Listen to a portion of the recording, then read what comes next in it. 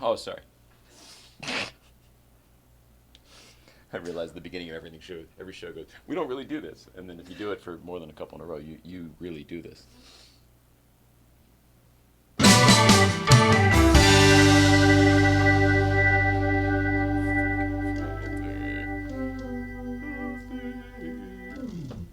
Yeah, it's happening. It's happening. It's happening. I just realized first. Realized my glasses were filthy. Good evening and welcome back. It is 5 p.m. Skip that then. It is 5 p.m. here in the here in the West Coast. Thank you for joining us this evening. It is the what are we going to call it? It's the Cars and Comedy Show in the late night playset tonight. Not as much cars. It's going to be some music. There might be some cars. We don't have a whole lot of show. Once a month we do sort of a no show where we just kind of wing it. This is that show. It's December 1st. We're happy you're here. Please click the like and subscribe button with the bell. Hit it, clang it, ring it, clang it, clang that bell for us, would you? But we're gonna have some pop-in guests this evening. No official, there's nothing, no agenda, nothing that we're officially promoting. But we do have the Purist Group Toy Drive up at GVBC tomorrow, so we'll be talking about that as well as some pop-in guests. One of which is already here in the green room right now. Paul Rivera is here. He's going to be talking about some new things that are going on with him, as well as giving some gifts for the toy drive. And then I think a little bit later, to pick up the sunglasses he left here on Tuesday, I think our friend Steve Ellis will be popping in as well. So that's what we have going on. Whatever you want to talk about is what we're talking about. Like I said, we've got the toy drive and whatever the usual stuff. But if you don't bring it, we got nothing. That's the truth. The good news is, look who's with us right over there. Pretty girl in her Newcomb shirt. I like it. All the way on Instagram is you folks. Thanks for being here. And all the way up in Canada on the set of the Letterman podcast, the actual official Letterman podcast, is Mike Chisholm, producer Mike. Canada Mike, what's up, buddy? Hey, everybody. It's great to be here.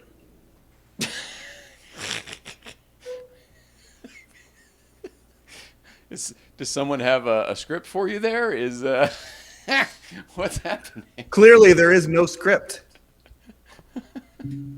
It's great to see you, and I'm excited. I wish I could be at the toy drive tomorrow. I think that there's going to be magic that you and yours are going to witness, and how awesome is that? Really, Matt? You think there'll be some... Oh, I'm in here now. Hi. You think there'll be some magic? That's interesting. I do. I think that whenever any group gets together for a noble cause for any reason whatsoever, there's a side effect of magic of some sort, and I think that's going to happen to you guys tomorrow. That's just what I'm feeling in my guts, Jay. Thank you. Thank you, buddy. I appreciate it. No, I think I think I agree with you now that I understand what you mean. I was going somewhere else. I don't know where I was going. Like I said, there's no agenda. I'm going to stand this close, maybe the whole time. Who knows? Maybe we won't even look at her. That would be a mistake. And Mike in Canada, whatever you have to talk about, we only briefly touched on what's going on with the Letterman podcast, so tonight we'll probably talk more about that, as well as your very timely guest this week. I'm very equipped to do that. If Mr. Steve Ellis does come back, could we get him to sound like Cobra Commander?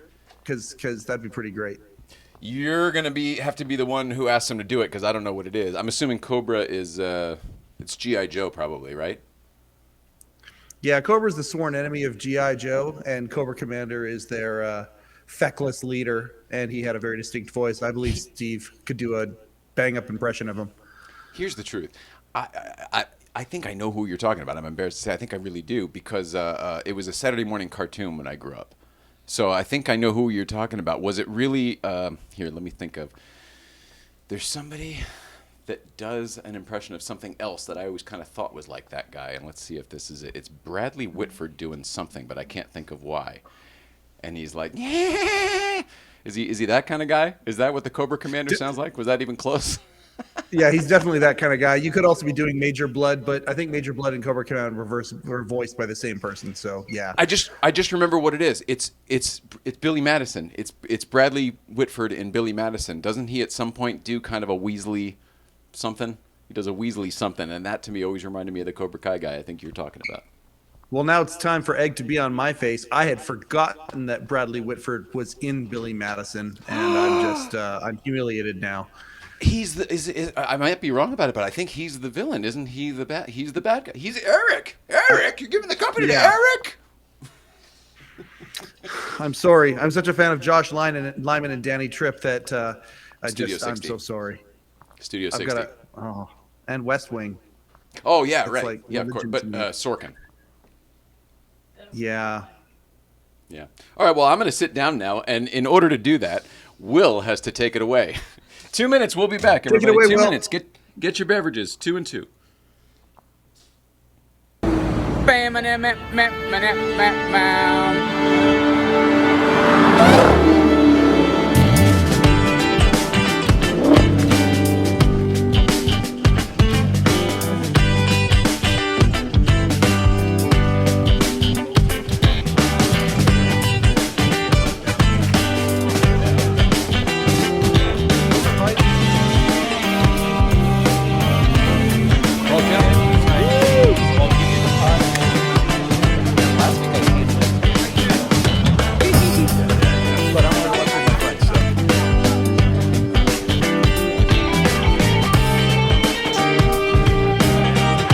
Kevin, you gonna buy a Beamer?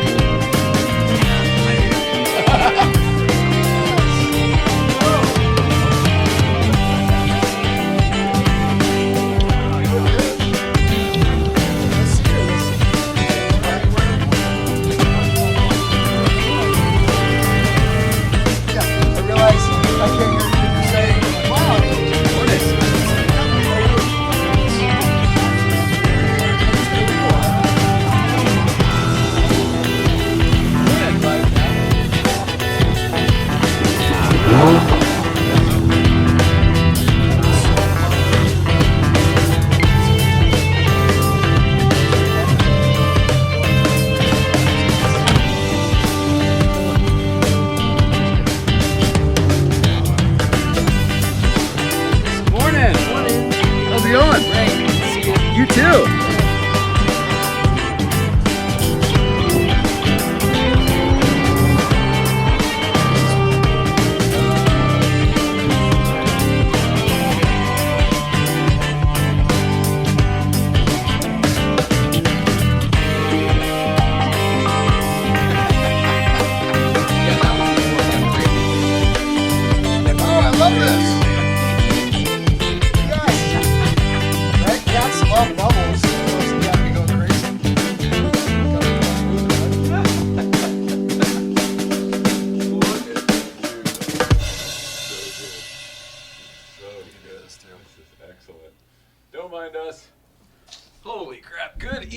Welcome back to the late night playset here in the Carton Coffee Show here in our dining room.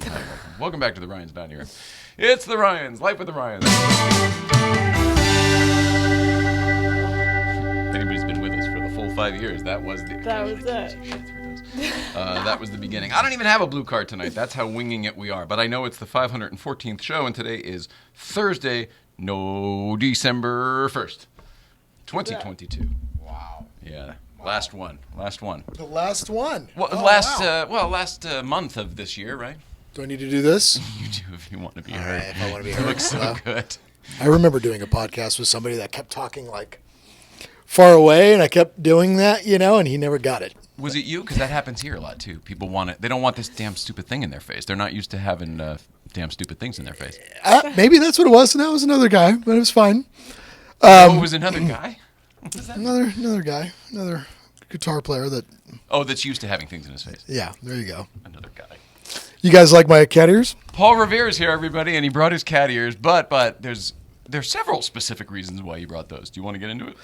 While I get a little gas out of it. I was afraid that I would miss Sean Lee's toy drive tomorrow at Good Vibes Breakfast Club. And I have a bunch of cat ears, and normally I give a bunch of cat ear headphones to Maryville Orphanage, right, every Christmas, because these when you have a daughter, you're just, my compassion for kids goes up, of course, and I'm like, wow, there's kids that don't have what she has. And so around Christmas time, you're in the giving mode. And I created this headphone company just for fun, just to experiment. I want to sell audio electronics, consumer electronics, not just guitar amplifiers in effect, but consumer electronics on Amazon, just to learn and to know. So I created a cat ear headphone line because it was some other brand that was big at the time. Long story short, I have a bunch of cat ears. I'm giving them away. Sean Lee is a perfect opportunity. I want to give him 10 cat ears because kids love it. Awesome. Yeah, You're that's so bringing cool. 10 sets of That cat 10 ear sets. heads? Yeah, I got 10. No, gave you 10 sets because I don't think I'm going to make it tomorrow morning. Right. And so, but you're donating them to the toy drive. correct. Awesome. Right. Thanks, man. Yeah. What was surprised to me when he opened this bag of all these beautiful boxes of headphones is that the model on the boxes was a little familiar. It was my daughter. Yeah. Yes. She's got a little model. seriously? Yes. So she's wearing the cat ears and it was just cute. I'm like, okay, cool. So cool. I'm selling headphones with my daughter's face on it. That's cool. And she's on Amazon. And then I even did a little pop-up store in Westfield's Mall, which was really brutal because I had no idea that when they say that, yeah, you can do a pop-up store, you can't close until they close. So it was like 9 a.m. till 10 at night where I'm a Oh, little pop-up. everything's bell to bell. Yes. Yes. They don't want any of the closed little. No, Was it a everything has to be up. kiosk It kind was of a little kiosk thing. It was in a dark area. They're like, Wi-Fi is great. I couldn't run the things on my Wi-Fi on Square. Like, Wi-Fi is terrible. Excuse me, I'll collect your money, but can we walk over here? We got to go to Sears to do it. Yeah, exactly. These are the things I just wrap myself, I just experiment with businesses. Now you know. Now I know. Now I know. I know I'm not doing a kiosk at the mall ever again. I'm sorry that we won't probably see you tomorrow, but I'm really happy to see you now. I'm so happy to see you It guys. was like we saw you regularly, a couple times a week for so long, and then like everything, life gets busy. Life And gets lately it's been a busy. while. Life gets busy, and I'm reevaluating. Like, is this what I'm doing now? It's definitely worth it, but is it worth not being able to just jump in a car and go up Angeles Crest on Friday morning? Because I've tried to replicate the feeling of going to Good Vibes Breakfast Club. Get it done. Can't be done. Absolutely 1,000,000% accurate. Thank you. Absolutely 1,000,000. So I can do Angeles Crest early in the morning, and you have that, which is serenity. I mean, it's one of the best roads in the world Yeah. when there's no Prius in front of you, right? Gorgeous roads. They repaved it. I know you kept saying shh in the past. You're trying to avoid more people finding out that at least on the Tonga side, it's Oh my God, you're just going for it, aren't you? I still don't know what you're talking about. terrible roads. Don't go. Anyways, but the vibe. What of I just was being worried there. about, just to be very clear, you're Please. right, I was doing that, but what I was worried about was people then treating it really like a racetrack. Because there was a period there where, do we need to get into the whole thing here? Good Vibes, like a long time ago, was just a bunch of people who knew how to drive that road on Right, Fridays and right, were up there and were right, responsible about it, whatever. right. But, we posted it on Instagram forever, and then everybody else did, and then so on and so forth. And then you have everybody who thinks, oh, what time is the car show up in the mountain? I heard it's really cool. I want to go check it out. And they're just driving up there not having any knowledge of a road that can kill you. Then absolutely Like could kill you and 50 takes times on the way to Newcombs. probably takes a person out every weekend. Oh, it takes several people out. I mean, lately I've been watching the morning news, which I've just had it in the back. I've been in Right. the office a lot, so it's just on in the background. Got it. And every single day this week, there's been a different car off of Angeles Crest. Now, the one that they Every were single dealing day this week, every day, not weekend. correct today, and the one they were dealing with yesterday actually went off on Sunday from the lower side there, where you're talking about on the backside, and he wasn't even that far off the road. It was like a big Tahoe or Suburban or whatever. It rolled off, whatever the heck happened. Life happens. Flat tire, deer, who could have been anything. And he rolled off the road, not that far at all. But that was on Sunday. They posted He that was alive, on their but was face. pinned in the car since Sunday. And they found him on, today's Thursday, Wednesday. Oh my gosh! Yeah. So it's still remote. So my whole thing was, whatever. We've been trying to be responsible. It's impossible to do, but we've been trying to be responsible about whatever. So when it was freshly paved and there weren't even lines on it, it was wide and it was fast. I didn't want anybody to know about it until it was like That makes broken sense. in and lines The on it oils, and some of the oils came out already, and just yes, in general. And it's not my place to police it. Of course not. You know Right, what I I mean, we lost understand. some friends recently who have been on that mountain way longer than we ever were. in But a very you know how it capable is. car. Yeah, Capable absolutely. friend, capable driver, capable car, all those things. You know how it is. That doesn't matter. Anything can happen. I was following. I saw there was on a weekend on the tough thing on the weekends on Saturdays there was a group of cars, Dodges, Hellcats, and I was behind them, and I saw. I mean, whatever. Well, I'm Not really the car for the road. If you're going it's to not match the your car to the road, that's really not the best. Right, exactly. So, and I saw a lot of leaning, and I just backed off because I found, unfortunately, in Angeles Crest, you as a driver, and I love your tagline, respect the crest, because the respect the crest is a lot, actually. You also have to know that you're putting peer pressure on somebody else as well. You know what I mean? You have to be the mature one saying, you know what? I'm making this guy drive faster than he can because he's feeling the pressure being behind. Because he can't, his ego or whatever it is, he can't figure out, let me pull over. So I could tell he's not figuring that out. I'm going to pull over and just let him do his thing. Otherwise, I'm going to kill that guy because he's not smart enough to just mellow out, you know? And I saw that. So I pulled over, just gave it some time. Also, it's less frustrating when somebody's in front of me. And one of those cars did spin out. Fortunately, they didn't go off the road, but I saw it smashed on Instagram later, and I went, of course. Yeah. Not being, it is what it is. Anyways, it is what it is. But yes, that's why you don't want to talk about that road. I get it. Well, it wasn't at first. And then the truth is we were like maybe 3 weeks in, maybe 3 or 4, a month in. It was fresh, but it was already lined, and they already had the stats in. It was long enough for that we were going up that way in the morning on a Friday. In fact, it was the same day, as a matter of fact. That's why we were held up. It was the same day that Sonny and Raja died. But we were held up on the bottom section because somebody else had a little mom and dad's, whatever. It's not racing. They just didn't know how to drive on that road, whatever. Surprise. We were talking to the highway patrol who said that paving the road actually has been working. And we said, what are you talking? I said, what on earth does that mean? And he's like, well, we haven't been called out here as often. And I was like, what? And he goes, well, theoretically, they pave the road. It's in better condition. Less people have incidents and go off and whatever. And I was like, really? Because in my mind, I thought I saw a super speedway. And I was like, people are just going to go nuts here. And they're going to go, wee. Oh, well, that's encouraging. And when I was so curious about that, he then said that since the Fridays have started, it's actually gotten way better on the crest in general. Now, that seems the opposite because we see the accidents on Fridays or whatever. According to him, everything is down quite a bit. And then when we checked in with some of the other agencies just to see if that was a weird fluke or like if that's actually, is that a real statistic? Sure. I mean, who's actually monitoring this? Right. But supposedly the figures are down in the past few years. Could be up to anything. I'm not saying it's because of good vibes. I'm just saying that's interesting though. But they said because of Friday. And if you notice, correct. Well, but not because of the people. I think it's because of all of the respect the crest. Please drive safely. Like all of the fact that LA, what is it called? Los Angeles Sheriff's Department Motorsports Division or whatever. The fact that they come up and they talk about, taking it to the track instead of going 9/10 on Angeles Crest, et cetera, et cetera. Right. Apparently all that sort of education and the younger kids who aren't into dying, they still make mistakes, but they're not into like hot dogging and hot rodding as much as some of our generation used back to be. in the day. Yeah, I used to climb not even roads, cliffs. I was young. My dad said, we got a Peugeot station wagon. Peugeot, it's made for roads on Africa. I didn't know that special Peugeots in Africa were made for African safaris, but I would just take Peugeots up frickin' mountains. I don't see why not. You got to be very careful what you tell a kid, right? I guess so. Made for roads in Africa. Cool. Climb a cliff. We talked about this the other day when I was watching Dukes of Hazzard and Starsky and Hutch and all those things when I was a kid. My parents were like, "No." I said, "I can't wait to get my license because blah blah blah." Dukes of Hazzard. They're like, right.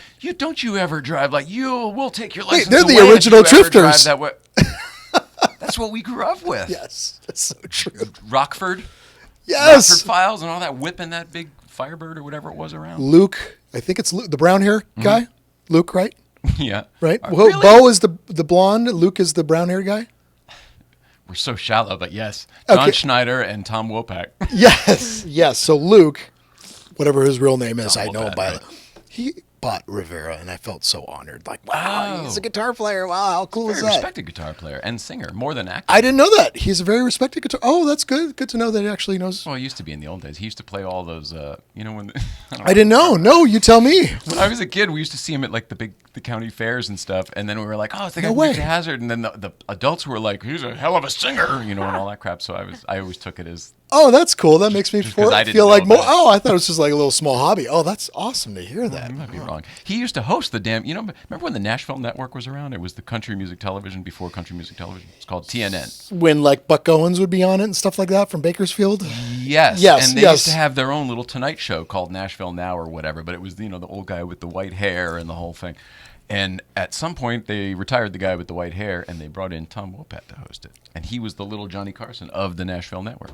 I had no idea he made it that Nobody far. cares Oh my about God. this. I'm talking. This is the '90s, but I was obsessed with. Now talk tell me shows about during Bo. that time. What happened to Bo? Bo recently, a holiday or two ago, put out a Christmas special about kind of the Dukes being hard down on their luck. And he was like, well, it really sucks to be famous and broke. Lifestyles of the. That's what it was called. It was called Lifestyles of the Broken Famous or something like that. And it was a sort of Dukes of Hazzard Christmas. I think Bo used to sell General Lee's and some other things, and I don't know what Bo's doing these days.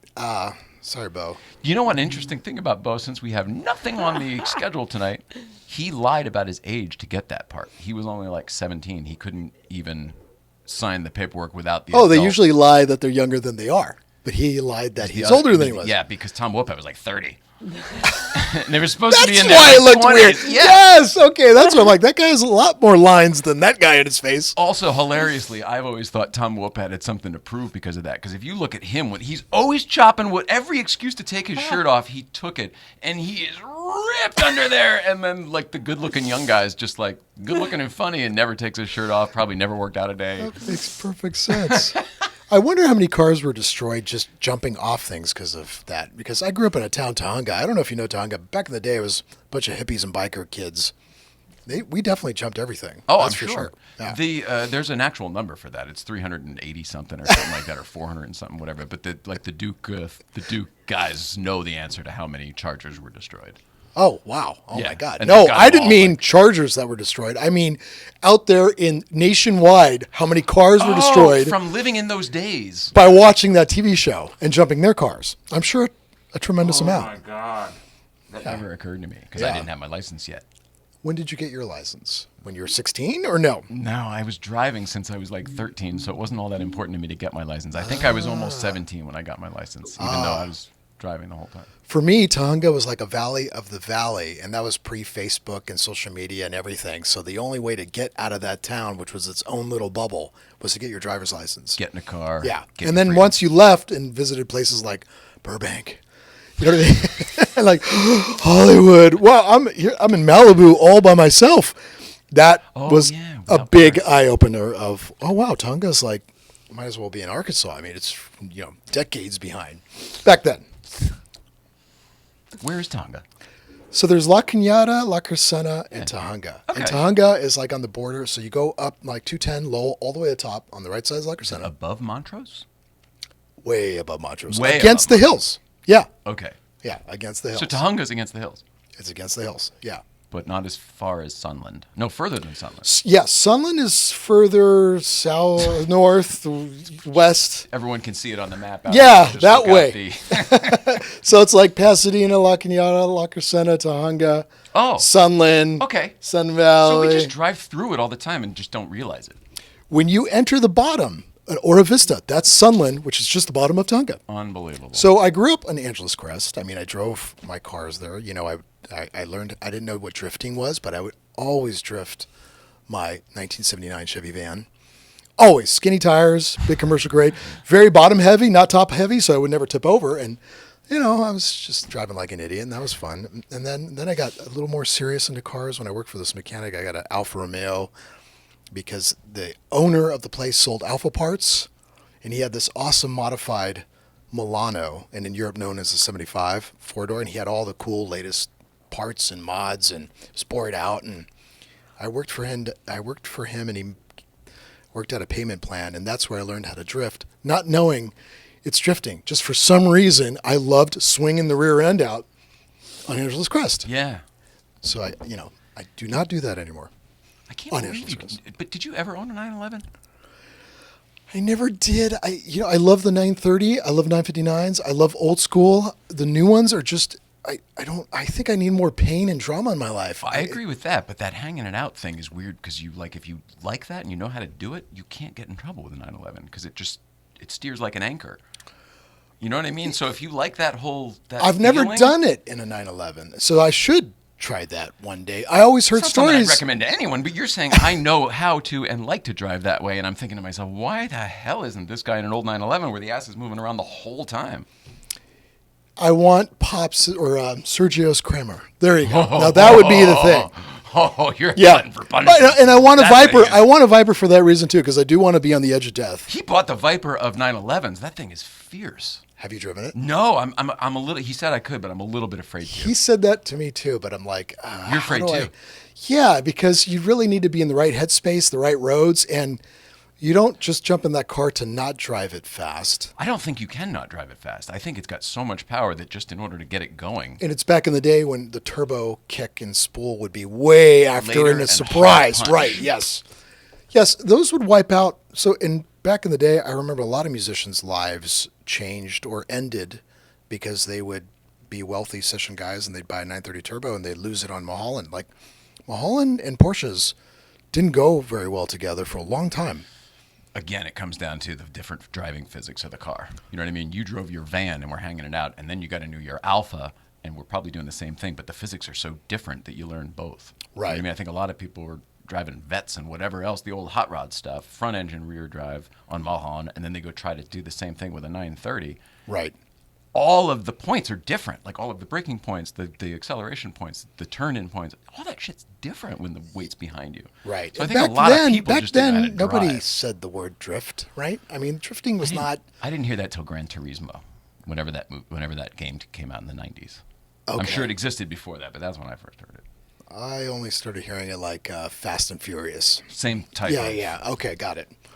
Interesting. Well, and same period, too, like late 90s, 2000. Yes. Now, you can't do that in the Murciélago because it's all-wheel drive. And I thought about possibly converting it to rear-wheel drive, but then I thought, that's pretty... Are you killing what they... I mean, I want to die. I mean, at my age, like, I don't know. I want to live. I want to live. And I think that back then when we were messing with those cars, Porsches were what, 235 horsepower, 280, 300 was insane. You're talking even later, but yes. Yeah, even later, right? The 200. Yeah. So I think my Milano bored out and everything, naturally aspirated. It takes so much to get 5 more horsepower. I think I was pushing 220 max. Right.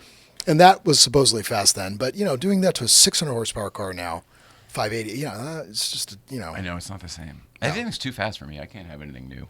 I'm not... I mean, that stupid mini that we love so much is like 160 horsepower. 170 now, let me ask you a serious question. Are we getting old, or are we curmudgeons? Is that what happens, or is it wisdom? What is the truth? Is it we're older, we're curmudgeons, we're cynical, or is it we just know now? Do you have a sack? You have to throw all of that stuff in it. It's everything you just said, I think. Okay.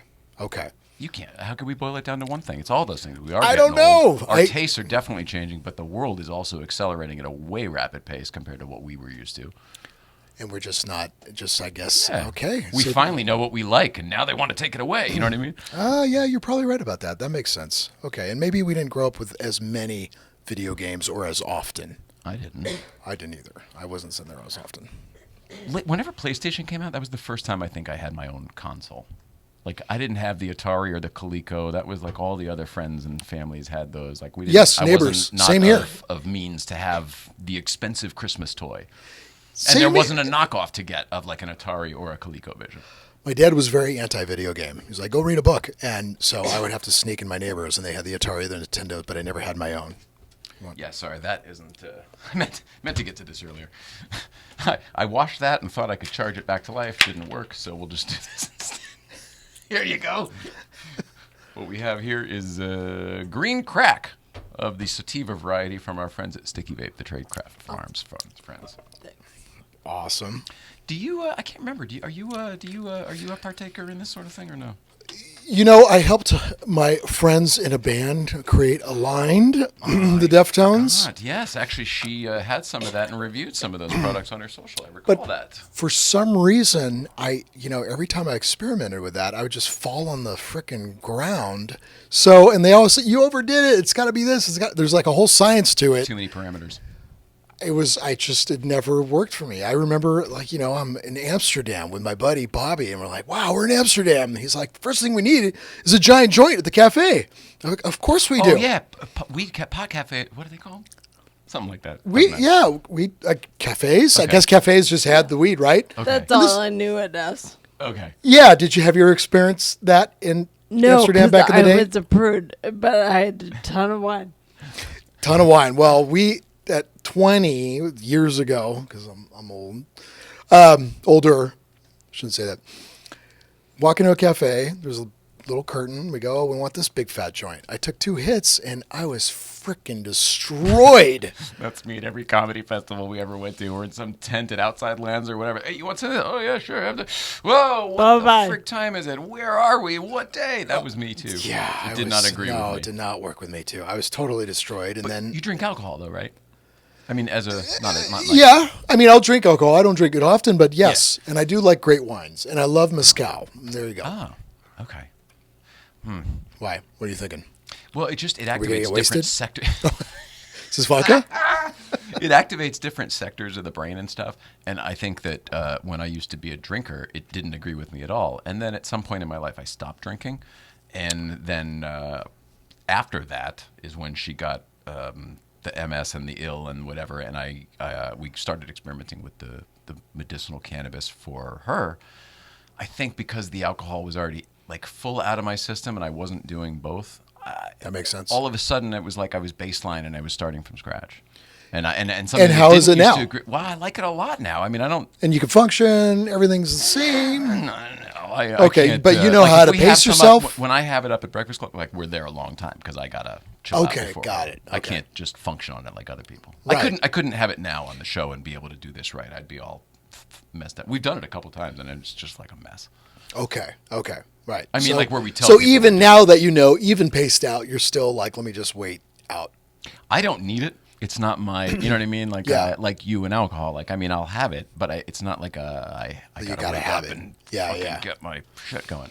She has so much both pain and painful numbness and all this other crap with her that she's kind of like I need it. I need to have it. Like, give me some goddamn painkiller. Well, it's amazing, learning the business and just learning about the product. It really is an amazing godsend in so many ways. I mean, it should have been legalized frickin' 100 years ago, and it really does. Pain management. Never should have been illegal. There you go. Exactly. Let's zoom out a little further. It was just a plant. Yeah. Pot tends, for me anyway, to up the emotional quotient, and liquor lowers the intellectual quotient.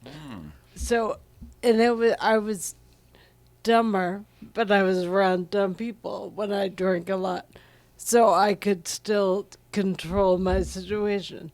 And now I have no control over myself, let alone anyone else. So playing with pot and the emotional expansion is better.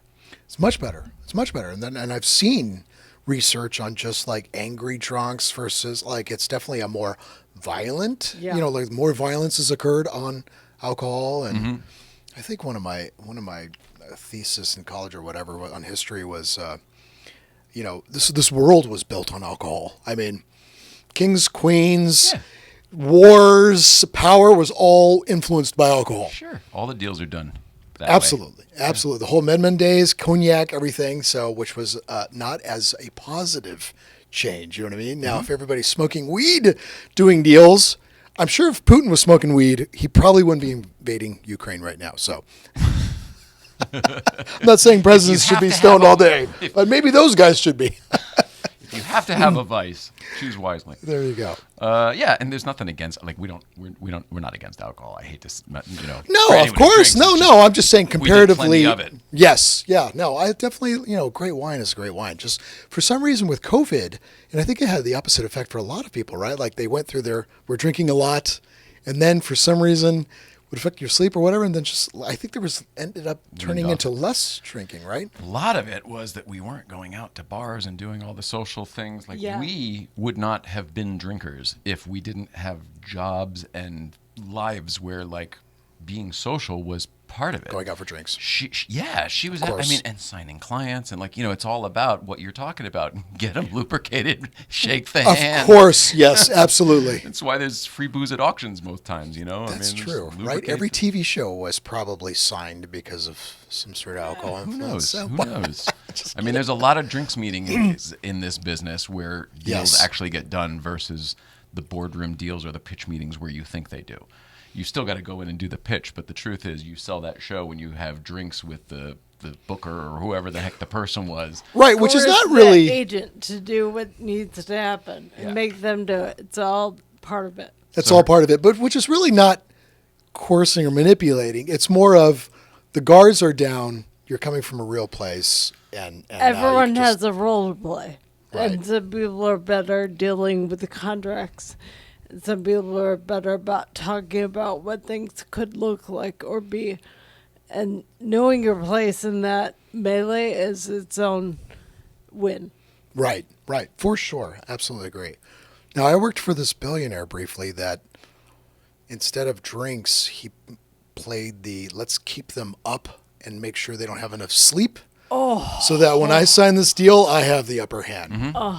There's all sorts of stuff like that, though. I mean, that's kind of almost what Inception's based on, right? Like, just get the idea into their head. Like, it's how far do you want to zoom out? That's true. Now, was it in your industry too? Like, let's keep these guys up for 48 hours and then we'll get anything? No, because I wasn't in the deal. I was in the creative side. So Okay, but it's- you're- okay, It's okay. exactly what you're talking about. But instead of getting the deal done, it's how do we get this performance out of so and so. And a lot of times, it might not be even on the set. It might be during promotions.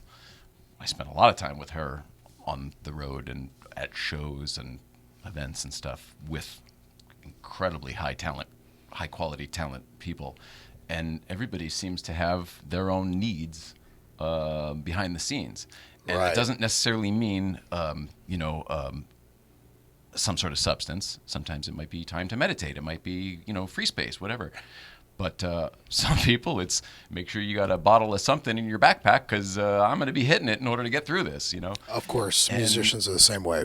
And it makes me think of the stories we used to hear way back when with the little girl actress from way back when, Templeton. Shirley Temple. Shirley Temple. Yes. Those stories of like supposedly she and Judy Garland, supposedly she was an right. alcoholic, and they would just whatever you need to do to get the scene, hun. Right. Exhausted. They write all that Pills, stuff off. whatever it It's is. all material and props. But it's the same kind of thing. It's a version of manipulation to get what you need out of Yeah. them, which is the same thing as the.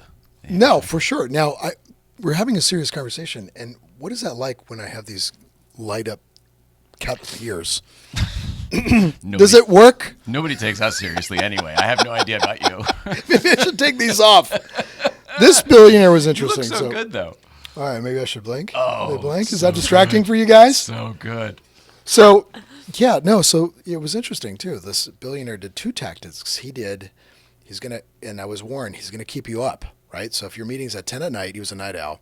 He's gonna meet you at 4 a.m. So fortunately, they warned me, and I went to one of his homes in Newport, and at Meaning you show up at 10 and he'll come find you at 4. He'll show up for the meeting at 4 in the morning? yes, Got even it. though we're scheduled for 10, Yeah, right? yeah. So I show up at 10. Meetings used to shut like that all the time. It's a power truck. It's a total power trip, of course. Yeah. But fortunately, I was warned, and I went, "Oh, as long as That's you know the huge. game, then you're way ahead No, of it." exactly. Yes. And because no one usually tells people. No. That's awesome that you knew. Right, and it's very rare, right? So Yeah. they're like, he's going to come at 4. So I'm like, cool. So around 11, I'm like, I'll just take a nap. So I just went and I slept.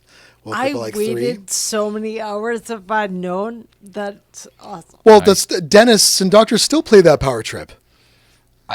Yes, I agree with that too. But and Just you look kidding. at shows about like the Homeland and things like that, where you'll go meet with some ambassador from another country. They or make you whatever. wait. It's the same kind of thing. Sometimes days. Oh, okay. But there's also, on that, they even do handshakes, right? Like in So when what you're I taking a was gonna shot, say- like, When earlier, when you're like, oh, we figured we hacked the system, and you're like, oh, I wish I knew.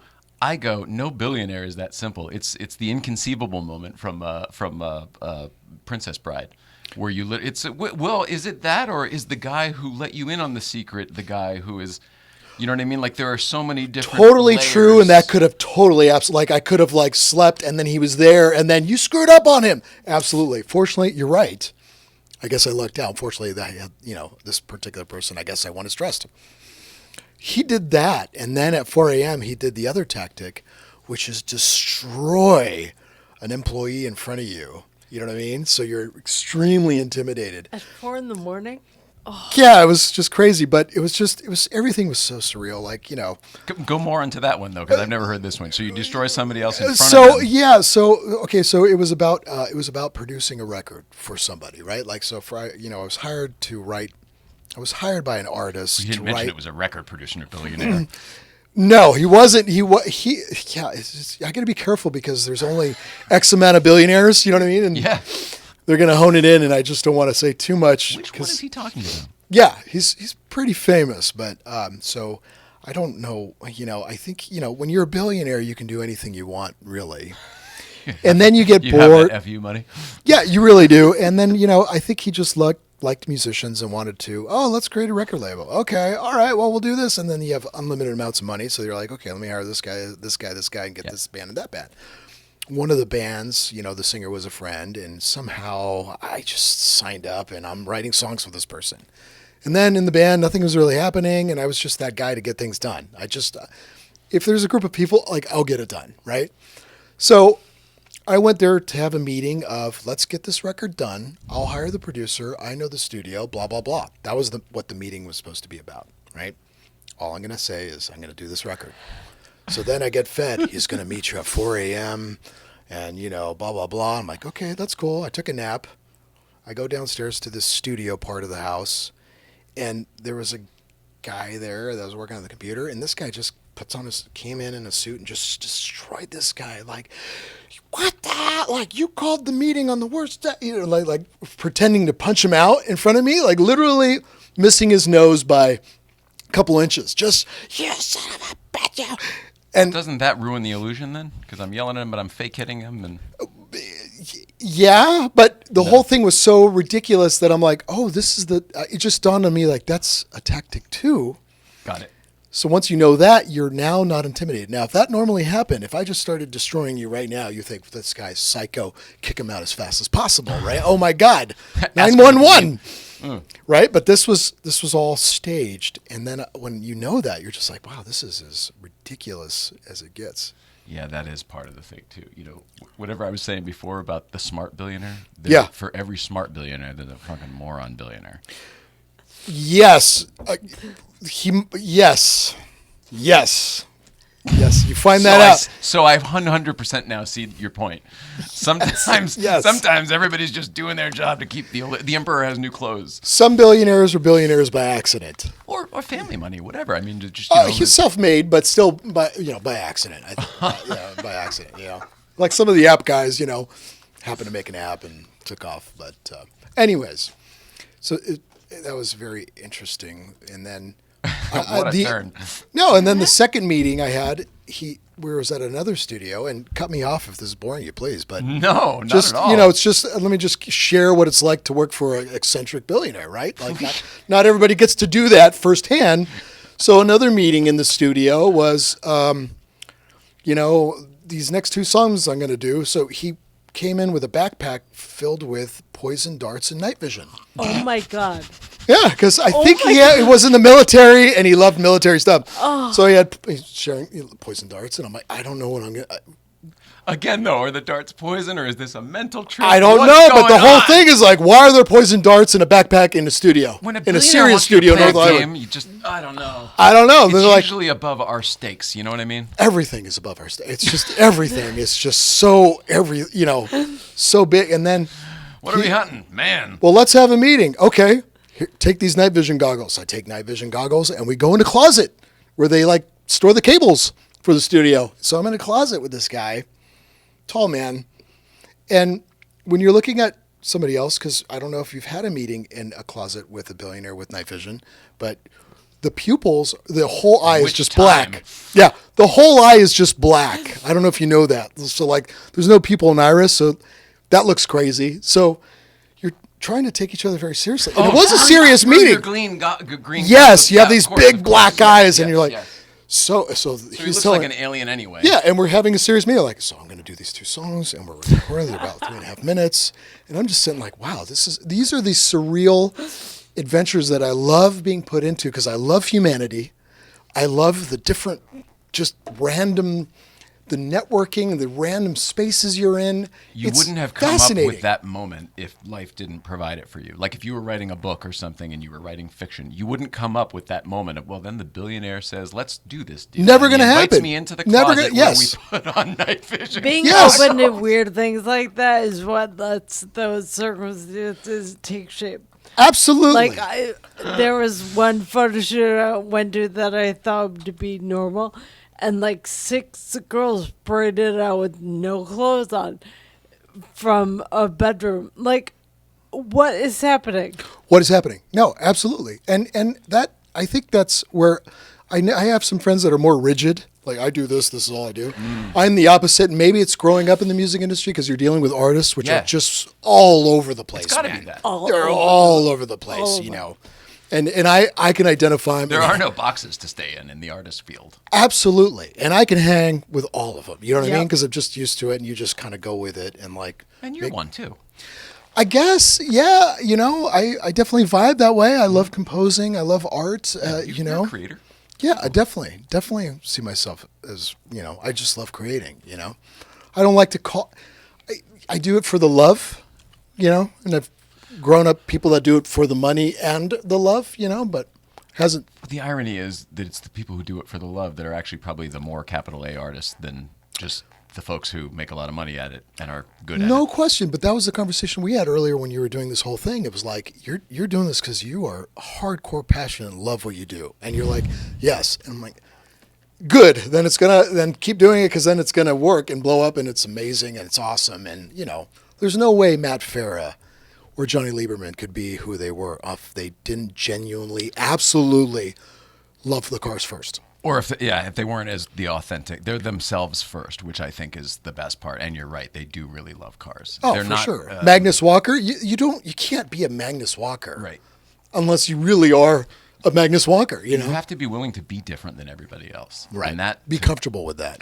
Yeah, well, I don't know if you ever get comfortable with it. I'm not that comfortable with it, but I am willing to be different than everybody else because I just am. I mean, I can't help it anymore. You know, you spend a lot of years trying to pretend that you're not and try to convince people that, oh no, I'm just like you. Oh no, I'm not even remotely like you. I'm fucking weird. No, and that's the thing about 9/11s. Like when I see a lot of 9/11s, like, I'm not doing that. Just, you know, I mean, I gotta have the different, you know, the different. I don't know why that is. Is that again? I don't Maybe know. the creator side, but also you got a little bit of rock and roll in you too, which is Rebel. yeah, Okay. buck the system, right? A little Yeah, I guess so. I was like that way. Once you've worked with artists and you see what they get away with, it uses it for everyone to do what they want. I think you're that's a right, and I really think good you're right. That's a very good point. It's a very good point. And I Being can see around that. artists sort of changes the curve a little bit. When you're just around straights, it's easier to be just a fucking straight. That's true. Actually, you're probably right. That's probably the biggest influence in my life. Yeah, For there's sure. a freedom to that versus the streets trying to fit in, and it's like just let your freak flag out, do what you want. That's true. But you also the buck the system. I think in school I don't know why I was so buck the system, man. Why I was there anyways. I should have 'Cause it been didn't like, make sense to oh, you, let me I'm actually guessing. care more, you know. But well, I would push the envelopes in school too because I would like for Halloween I would read what is illegal to bring to school. You can't bring guns, and you can't bring knives. Okay, that's clear. I'm not going to bring guns or knives. So I brought a chainsaw. And then I'm like, I'm in the class. So good. Let me start it up because I have a chainsaw. How old are you? 17, you know, and I'm like economics class, and I have a chainsaw. And so far, it was Providence High School, right? And there's nuns. And I'm Oh like, my God. so far, no teacher. Like you could see the teacher look at me, going, He's not going to do that. "Well, just it's not processing. Like chainsaw. That's okay. That's not a gun. It's not a knife. Gunner, son of a knife. All right. And then, there's Not drugs. these days you can't do that anymore. There's way too much drama in schools and shootings and violence and yada, yada. And back then, maybe it was the same. You just didn't know about it as much. I don't know. Right. Right? It was isolated more. Who knows? But yeah, it was, they're all questioning, I guess, something is wrong with this, but I don't know what it is yet because they can't process. I actually have a chainsaw in school.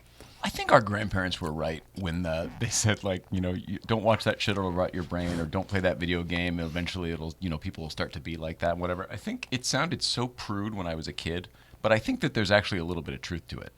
Yeah, People play Grand Theft Auto and they can just drive wherever the hell they want and evade the cops and blow this thing up and drive in here, go into the tunnel to get over. And you start watching the LA police chases and yeah, they're getting a lot of shit off of Grand Theft Auto these days. Yeah. Yeah, that is Or whatever that it is happens happening to a be. lot. Yeah, and it used to be, oh, well, if you don't this is like, the church way and whatever. Like, well, if you don't expose them to whatever the what's the Adam and Eve story? What's the word for temptation? Yes. If you don't, you get them away from the temptation. Yeah, you're right about that. I don't know. You're right about no. That could be that too. So if they didn't have the chainsaw at my house, I wouldn't have brought it. It was just too tempting. No, it doesn't apply back then. I'm thinking these days. Oh, You now, said okay, it's so yes. different these days, and then I went into it is so different these days, but it's not just school shooters; it's everything. And then I was just thinking, It was cool to start it in class though, and get away with that too. what the hell? So I'm in happened? economics class and nobody did anything. How many points did it take? Yeah, 3. Awesome. And then the Mr. whatever his name was, Paul, shut that off. Yeah. He was more annoyed about the noise, not computing like, this guy's a chainsaw and he's just starting out and he saw the desk in half. This was a real Hilarious. chainsaw, not a plastic one. But no, okay, sorry, I shut it off. And I just was like, and each time I got away Did with anyone something. ask you like, oh, why did you bring that to school? No, the fellow students were like, man, you're freaking crazy. Yeah. But no. 17 is not. If you're at 13 or whatever, You really it's push like, the envelope at that age, 17. I think you yeah. are 'cause As a you're- guy. You're also at that age where it's on the cusp where they might try you as an adult. Very true. Yeah, you're right. Yeah. I mellowed out. Ordinarily, he'd be a kid, Your Honor. But you see, the thing is, he brought a chainsaw to school, and we're not. I mean, the liabilities of that are so insane. Yes. It's a private school. It's amazing I got away with a that. real chainsaw? Yes. Did it have a chain on it? Yes. Did he start it it up in class? Yes. Now, I mellowed out, and the next year I just brought a sledgehammer. What would you do? Right from, well, that's a lot less than a chainsaw. Well, I was the pumpkin smasher. Oh, like Gallagher. Something like R.I.P. that. I don't know. I had to come up with a costume fast, and I brought a chainsaw. So every time I kept pushing the envelope. Oh, you didn't explain that. It was like Halloween, and it was part of a costume. Yes, I'm sorry you missed that. Yes, I missed and it. I'm Halloween. sorry. No, I it was totally Halloween, skipped over and I'm that. like, I got to bring something. Can't bring guns or knives. Let me bring a chainsaw. Got it. I so missed it. I was Yeah. focused No, on the no, weapon because you're right. If it elements. wasn't Halloween, then they'd be like, why do we have a chainsaw again? Did you have like an arboretum, like an arborer's type of? No, it was a just hard like hat leather and jacket. Oh, it was the Chainsaw Massacre. That's what it was. But I didn't have the rest of it. Just the chainsaw. But fine. Yes, I was Enough that you could I was a point to the box half-ass office. Chainsaw Massacre. Yeah. Like half a costume is just Yes. an excuse No to skin do mask. Something else. Yes, it was a half-ass Chainsaw Massacre. It's the Halloween. Because you're right, I brought all sorts of crazy shit to school, like the Freddy gloves and the hockey masks and stuff. And the Freddy gloves are, that's- With the real deal, like the. They're real knives, yeah. Oopsie daisy, don't mind that. They're sharp. Oh my God! Yeah, You brought that to school? not this one, but I mean, But one that's like it, that's I'm sure, that's yeah. closer to knives than a chainsaw. Like those are knives. Couldn't do that today. Yeah, that's a good point. Well, Wow. it was a fashion item. It was I didn't carry it like this. I was wearing it. So you have. So I'm talking to a fellow Oh, I'm a weirdo. border pusher, I used to pushing boundaries. I was in the town building the town haunted house and hayride for the JCs while at night while I would go to school the next day and bring all my little toys and whatever. And so it's almost like what were the adults going to say, because I was actually working for the town, sort of a little bit even almost above them, it kind of seems. That's so awesome. Yeah, I was always sort of between So the tell me a lines. little more about, and forgive me, maybe you've told the story before, but did you help build the DeLorean or the Ghostbusters car? Because I see a Both. lot of that action. Yeah, both. Not for the movies. I was too young for that, but afterwards, yeah. You built them for display or. I wish my buddy Sheldon were here. He is a true nerd and used to build proton packs and traps and all the Ghostbusters regalia, right? All that stuff. And then he bought a 59 Hearse and built a Ghostbusters car. It was the right year, but it wasn't quite the right model. So he always kind of sort of wanted to do another one. And I said, hey, that's great and everything, but I've always wanted to do the time machine from Back to the Future. And this was in the early mid-2000s, maybe something like that. So it was before there was a replica at every car show. There were few DeLoreans and very few time machines, like the original ones, and then maybe a couple other people in the world made them. Where is this time machine now? The one we made? Yes. It's in England. Wow. It's owned by a guy who runs a charity called Heroes for Hire, and they do like that a lot of charity stuff for kids where they like dress up as the Star Wars characters and go to children's hospital wards and cancer wards and stuff. And do like they that. use this car at some of the events all the time? All the time. Well, that must be very fulfilling seeing that. It is. That was one of the reasons we sold it to him, because we probably wouldn't have sold it at all otherwise. But he hounded us for a long, long time, and his son is autistic, and we were doing charity work with Autism Speaks at the time. It just all kind of aligned when we sold it. How cool is that? Do you miss it? No.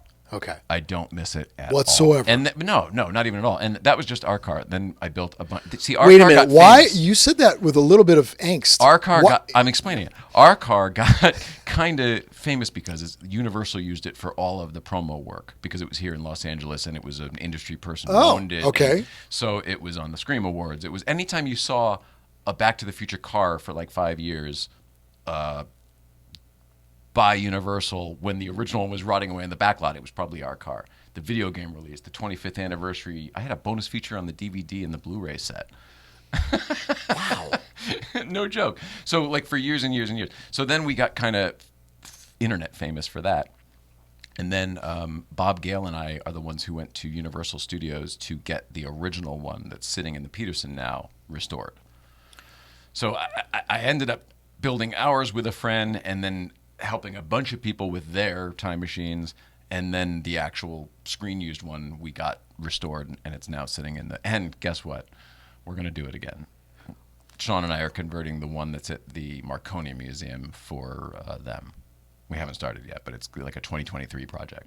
That is so awesome. Are you going to document that? Yeah, we're figuring it out now because it'll probably be a TV show or something. But in addition to that, so then he wanted to, once we built that car and had all that stuff, he then goes, oh, I found the right model Ghostbusters car. So he bought another hearse, and then we did that Ghostbusters car as well. So we did, I've built a number of DeLoreans and helped on a couple Back to the Future cars. Now, Ghostbusters. When you said I don't miss it whatsoever, was it the driving experience? Because you really. I don't have any. I don't have any room for it in my life at this point with everything that we deal with. It is an Zero bandwidth. all-occupying to own that car and actually do the stuff we were doing with it. And it would be so much different now because there would be so many more things to do. Overwhelming, just totally overwhelming. Okay, I got it. It'd Right. be like Just working in bandwidth. production again. Okay. And it's like driving a celebrity that can't answer its own questions. Yes, got it. I think I told you I drove. But this is becoming the Jay Ryan show tonight. Well, it's fascinating to me. All right. It was. I drove Kobe Bryant in our time machine for the Nike shoe launch. Remember they came out with the future self-lacing shoes or whatever. And I drove him to an event in the car for Nike to Undefeated in Santa Monica, that sneaker shop. Right. Why the hell did I start telling you this? Can't even remember. Because oh yeah, okay, right. So it's not that far from where the staging place was to the actual location, a mile or two. But because of the bumper-to-bumper traffic on Main Street in Santa Monica, we are together in this car for 20-25 minutes, right? Just the two of us in this time machine. It's a long time. We spent some time we were talking. yeah, it's quality time for sure. And at some point, once we were on the actual street that we were going to be on, enough people could, whatever. They started waving and they started Taking pictures. making a little bit of a scene. Definitely pictures, cell phones, stuff like that. And he's trying to have a conversation with me. We're talking about Philly. We're talking about his mom. He wanted me to build him a Batmobile. And he's waving back, and he's trying to be he's on full press mode, right? He's like, I'm working, doing promo stuff, so he's waving at the cameras and everything. And he says to me, he goes, this is why I brought it up. Sorry, I'm worse at long stories. He goes, I'm sorry, I get this all the time. And I was like, I started laughing. Because you know it was about the car? I go, listen, It's not about you, bro. I'm sure you do. Probably more than anyone else in this town. But I don't even think they can see you. That's what you dealt with no matter what you did. Oh, that makes perfect sense, of course. And he calmed down to this like crazy relaxed state as he looked out and he realized that it were true. That it was the So he actually felt a little freedom, like he actually relaxed. Not on, and we chilled out for like the next 8 or 9 minutes or whatever it was until we got to the thing, and it was really cool because he did get different. But the whole thing, it's like driving a celebrity around. I'm with Kobe Bryant on the inside, and they're geeking out about what's on the outside. Yeah, I bet that must be like driving a freaking exotic car times 1,000 or something, right? Can't be late to anything because everybody wants to talk to you. Everyone's got the same questions. You can't get gas without, I just got to run in. There is no running in. Everything takes 20 times as long as you think it's going to. And so it really is a full-time, it's such a commitment. It's such a full-time you commitment. Should be once you go out the door, you're on guard, it's on. There's a reason Universal doesn't cease and desist all these people. Like, it is excellent promo for them, and all of those people are working. They're working. Yeah. If they're making money from their time machines, one of those time machines cost a lot of money to make. I mean, it's like $100,000 if you just pay somebody to make it fine-ish. Right. Those tremendous amount of detail. Crazy tremendous if you want amount. it accurate. Right. And none of that shit's man available. hours and all that stuff. No, okay, that makes perfect sense. It was military surplus in 1985 when they shot the movie. Oh, wow. You know what I mean? Yeah. And people like me have been picking those shelves clear for years. So it's a matter of what's left in people's collections that you know about. You must have gone to Apex up there. Of course. Yes. Are you kidding me? The greatest place on earth, the candy store of just like, how do I turn this into, I don't know, a control panel, guitar amp. I need this multi-knobbed switch thing in my life, and I don't know why. I had no idea that you knew Apex. Have you been across the street in the other place where all the rental stuff is? Wait. The across the street of that place, or the one on Sheldon? I don't know what Sheldon is. On Wentworth. I don't know what Wentworth is. Big rental of anything. No, I mean of Apex. Yeah, no. What's his name from Apex? You know the guy I'm talking about. There's a facility. First of all, Apex alone is unreal. The biggest secret that everybody knows about. Yeah, it used to be a secret of the movie industry because that's where you make if you want to buy a missile casing, that's where you go. If you want to buy 60 million miles of cable, that's where you go. Giant turbines from the Queen Mary. Yeah. Now, but you're saying across the street there's another Candyland? It's not open to the public, but if you are a prop person or if you know the guy I'm talking about, you can rent anything. anything. The desk and say, hey, what's over in the other place? And then he'll take you over there, and they have a whole nother area of like all the doodads you're talking about, all the spaceship stuff, all the NASA stuff, all the light up, do weird things, and the things, and all that crazy shit. That needs to be my entire studio. It doesn't have to have any function other none than of look it does. like this guy's a gnarly something. None of it Serious does. It all producer. looks like war games. Oh my God, I need that. Wow. So yeah, there was a number of places like Apex. And some of them are still around, and some of them are long gone. Joe Factors is long gone, but Lukey's Hardware is still there. Norton Supply is still there. Norton Supply is where? Norton Sales is actually what it's called. We called it Norton Supply. Norton Sales. It's Laurel Canyon, like up a bit. Wherever Laurel Canyon goes under either a road or a railroad trestle, it's right after that on the left. Okay, Sun Valley, something like that. Maybe. When it gets like really like there's a filter in the sky of dust and sand. Right before that. Okay, still blue sky. It's amazing. You Before pass a everything road, turns sepia. everything is just like the movie was a Training Day. No, not Training Day. What's that? Man on Fire. They're all the right. same. Anytime they shoot Mexico, it's like no. It's you're right about that. It's, Denzel Washington movie. You know what I'm talking about? As soon as it's that Tijuana, one. it's like dark and murky and fuzzy and like there's sandstorms. I don't know. It's just that filter. It's the Tijuana, Mexico filter it's the they use on director those. who does it, and it was one word, and you're totally right, and I can't think of what it was, but you're right. The filter is the one word? No, the guy. The look? The movie is one word, and I can't think of what the name of the movie is, but that sepia tone, that filter. That's that they yes, put on. yeah. That is Sun Valley. Sirocco. Jericho is a movie. That might not be it though. No, I think it's with Denzel Washington where he was like. Yeah, what did you say it was called? You think it's Man on Fire? I don't know. Mike, do you know what he's talking about? There's a guy, Mike. I have no earthly idea what you're talking about, but I'm spellbound by it all. I do.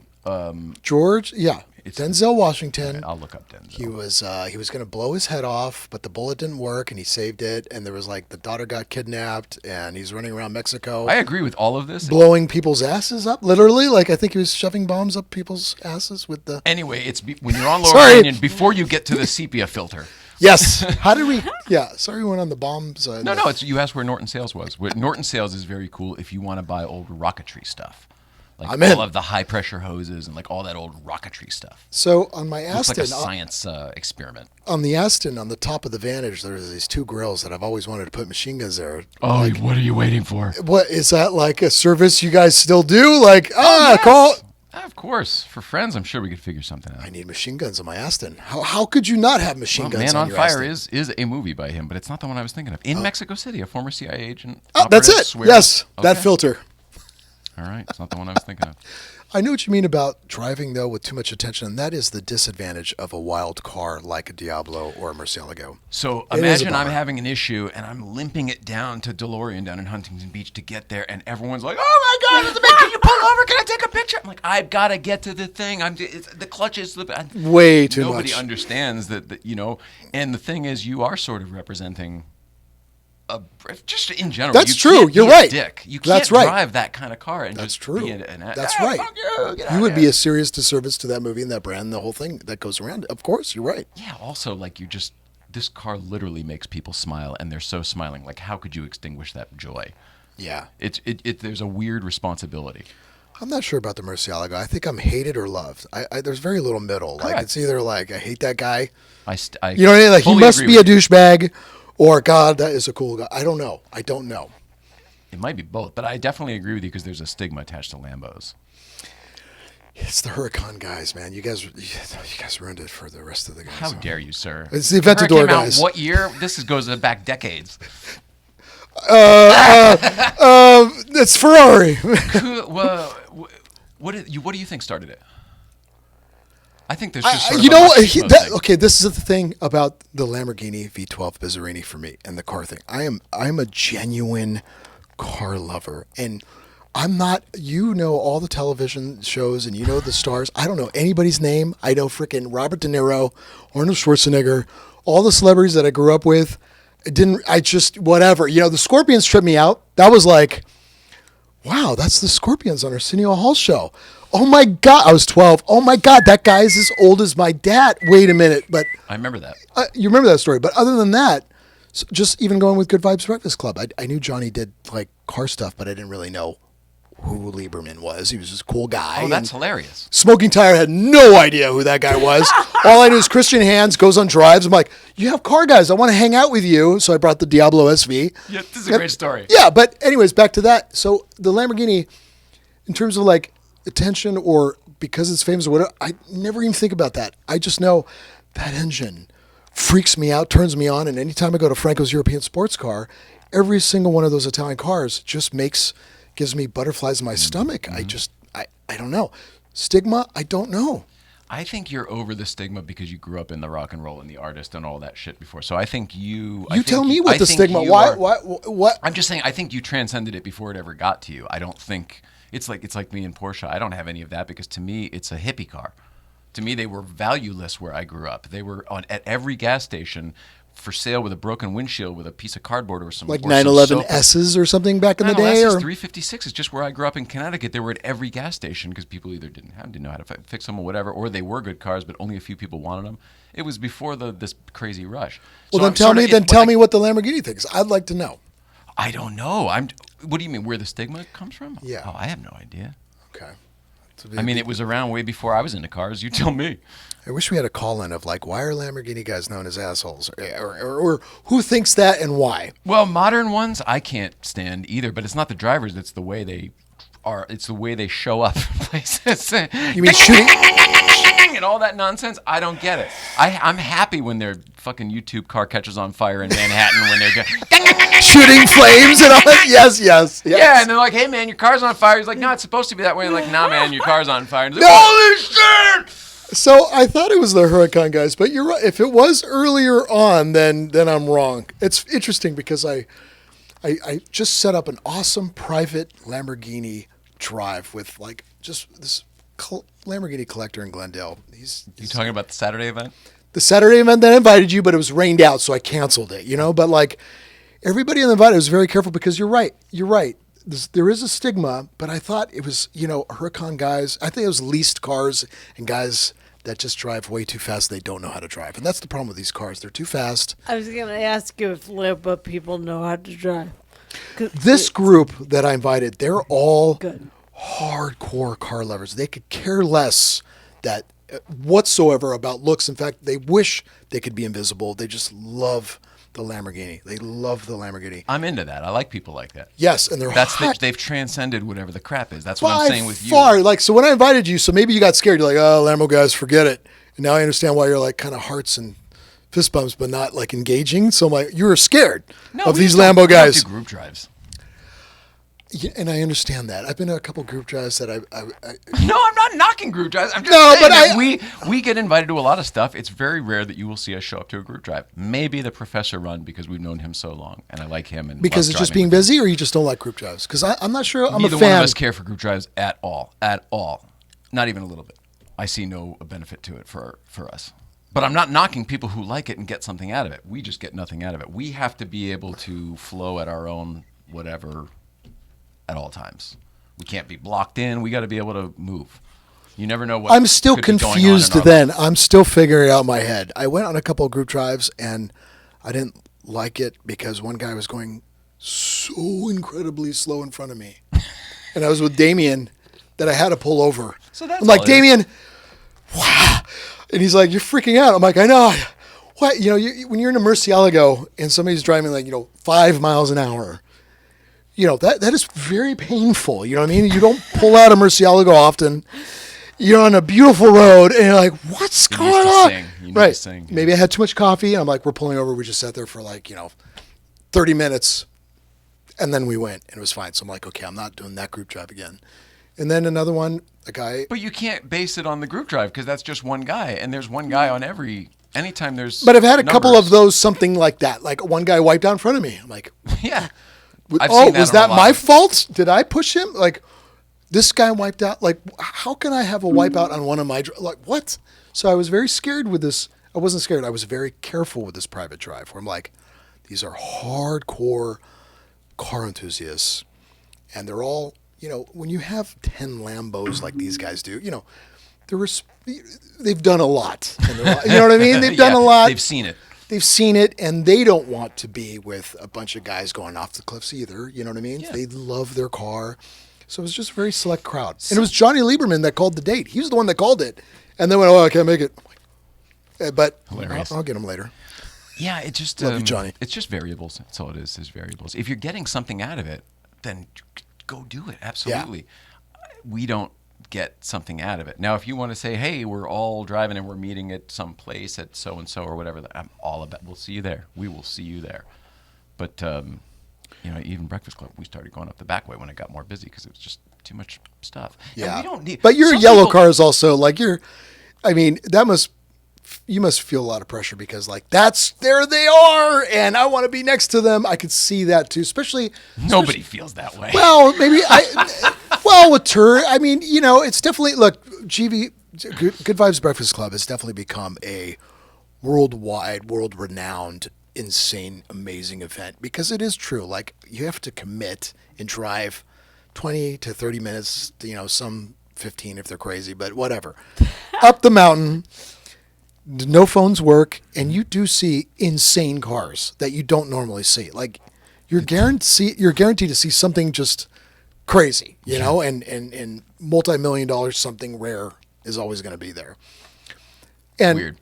It's weird, but it is, it is well known. So you must get a little pressure driving the yellow car. No? That's good. Amazing that you've been able to escape that. No, I think I don't know. I don't have an answer for you. I honestly don't. Do you? No. The- I'm just a passenger, so I can never answer driver questions. That does happen. I think you're right, but it's not. I don't know. Yellow car has it gets a certain amount of respect. Not me, not I mean, she does too. But I Oh, mean, like, I'm the not saying car they want to itself run you kinda over. does. Absolutely. But just like there goes him. Let me follow him. You know what I mean? They I might mean, follow too close and you might not like that and might get a little. That's what I mean. Not so much of that. I think people are respectful of that car, whether it's they associate it with the Respect the Crest thing, or with us, or the fact that they know she's in it, or just the fact that, yes, of course it happens sometimes. Since the first timer comes up and they don't know how to do the road or the etiquette Right. or anything, they're just first timer and they don't know. Yeah, of course, sure that happens. Can we back up just real quick? I just want to make a statement about Huracans and Huracan owners. I didn't mean to stereotype all you guys. I really didn't mean to stereotype all. There are some phenomenal Huracan great guy owners for sure. I had a friend that had a Huracan. I would drive it all the time. Good car. I'm just, so sorry. I just wanted to. I heard you don't like Huracan drivers. That's what I heard. I meant, if there is a guy that's driving a little too crazy, I've noticed it's not in a Diablo. Do you see people in Diablos driving like jackasses? No. Do you even see a Diablo? No. Do you see manual Mercies, people driving like asses? Less, Yeah. But Aventadors, Huracans, I find there's people more drive- of them. I find people drive old cars less like assholes than new cars, period. Period. Anything that's Right. harder to It's just the way it replace, is. Yeah. people they seem to respect a little bit more. Yes. So yes. now that these cars are, they're more than 10 years old now. Yeah, 20 mine's 2002. Yeah. 2002? So Yeah. 20 years old. Yeah. Jesus Christ. We are old. We are old. Yeah, I mean, I didn't that get in it. the I didn't bag. get it new, but yes, we're old because I am enjoying old things. Like I'm still like I'm not finished living out all the cool things that came out before. Yeah, right. You know what I mean? I just got started. Like I didn't get to experience a Testarossa 30 years ago or 40. You know what I mean? So Right. I'm trying to get into it now. We're let chasing alone those things versus the new shit. versus the new shit because we didn't and we weren't able to and we want to know. I don't need to step into the the freaking 765 yet. You know what I mean? Like Very astute. Yeah, I think you're right. okay, so there's that. Huracan guy's good. Okay, next. Well, I hope you go out on this private drive with us soon because it's like I said, cool people. There's this one Lamborghini collector that's I just feel like we didn't have that conversation a minute ago. we did, but I'm saying you definitely hope. I mean, I know you never do, but okay, maybe you show up before the drive and just say hi. Oh yeah, see that's the thing. We're all about supporting and whatever, and we'll do that sometimes. We'll show Okay. up at the. All right, everybody, Okay, bring me back something but French. just don't do the drive. Okay. Okay. Or you know what? Or we'll see you there, but maybe we'll just be behind you. Or we'll drive with you, and everything will be fine. I don't know. We're beyond needing. Some people need drama in their lives, and we have enough, and don't need to facilitate more. Do I need drama? I like not saying Italian. you're I one like of them. Italian cars. I'm not Maybe- saying you're one of them, but I some people wonder if I drive am. to the point where there will be some sort of issue. There will be a flat tire. There'll be somebody went off. There's some sort of something so that we have something cloud. to know about, to post about. This is the way we'll remember this trip. It's the one where so-and-so got a dent in his fender. Or, Oh, I definitely don't want that. right, but it always seems to go that way. And like you said before, there are yes, that car does. People like to get too close to check it out, and it is that's the bummer part of those cars. It's a lot of attention. I will also say you have brought up a spectacular, the ratio of super cool people that you have brought up to from your industry, from the music world. I promise I will only bring up cool people. I will not be It with has been assholes. I'm too incredible. old to hang with assholes too. So I would imagine that if you're saying these guys are cool, that they probably are. The coolest. The coolest. It's so awesome, the car community, where no matter who you are and what you've done, the real car enthusiasts, and I know we've had this conversation before, and I know you have it multiple times, but it's just, I'll get a call from this guy, and you're like, well, this guy had a massive exit and sold it to, sold his empire. But when he's on the phone with me, he's like, like we're both like 14 years old. You know what I mean? Like, oh man, that Lamborghini was so cool. And it's just The trippy. equalizer. The fact that it's an equalizer. Completely. Like, I'm on a Lamborghini group chat. We're all just young boys, just young kids. Like, oh wow, We're nerding out.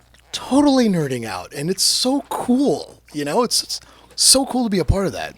This was such a hassle to find. I'm so nerding out that I found some yellow 5-inch lights for the new Mini Cooper. I am so Where and how and stoked. what is the brand? I'm so stoked that I was able to find these. I'm not going to tell you until they're on the car. It was so hard to find. I want to make sure they work first. But I'm Oh, so really? excited. It's that hard to get.